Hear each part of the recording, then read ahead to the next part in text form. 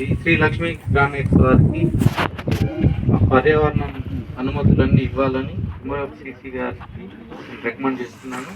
చాలా చక్కగా చెప్పారు. దీని మీద ఎలాంటి పొల్యూషన్ లేకుండా అన్ని కార్యక్రమాలు చేస్తామని. కాబట్టి మా ఆర్గనైజేషన్ నుంచి మేము సంపూర్ణ మద్దతు తెలియజేస్తున్నాం. అలాగే కొన్ని సూచనలు చేయదలుచుకున్నాం.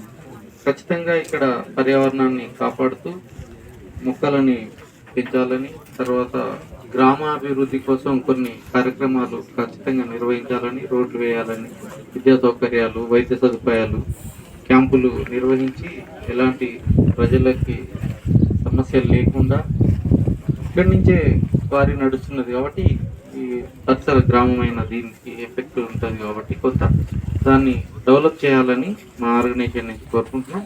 నాకు ఈ అవకాశం ఇచ్చిన పెద్దలకి ధన్యవాదాలు తెలియజేస్తున్నాను.